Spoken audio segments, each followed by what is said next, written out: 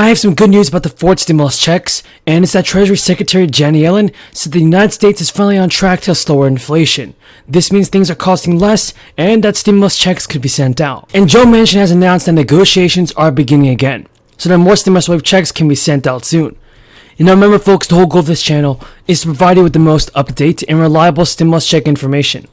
I want every member of my community to receive the most up-to-date stimulus news, so it means a lot to me if you guys could subscribe to my channel. Treasury Secretary Janet Yellen has defended the Biden administration's economic achievements over the past year. She highlighted strong gains in the U.S. labor market over the past 12 months, including the addition of over 6 million jobs and an unemployment rate under 4%. So it is good to hear that the U.S. economy is finally recovering. I know that just about a year ago, the unemployment rate was extremely high. Slowly but surely, the United States will make a full recovery.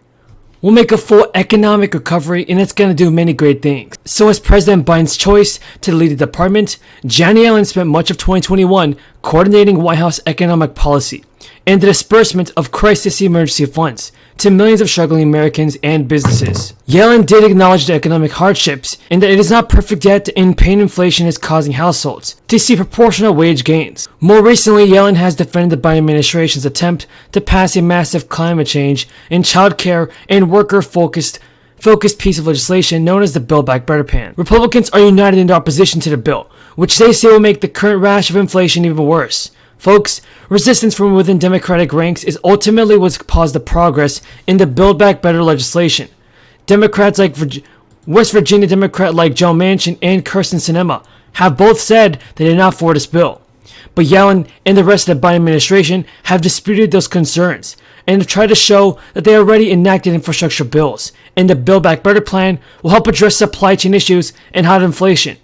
Now, since it is clear the economy will not be negatively impacted by the passage of Biden's spending bill, there is no reason for Senators Manchin and Sinema to not be in favor of the bill. I think, in fact, that it's absolutely ridiculous how Manchin and Sinema are so opposed to passing the Build Back Better plan. The plan will really help so many Americans financially right now, everybody. And Senator Manchin said that negotiations on Joe Biden's economic legislation will start again at square one. Manchin told Insider News that we'll be starting from the scratch and that he's hoping to talk to everybody. That's just the beginning. Manchin also appeared far more interested in forging a bipartisan election reform bill with negotiations underway. Manchin said during the interview, "We can work on everything." So I do think that Congress can get this bill done if they work hard enough and actually do what it takes this time to help out the American people.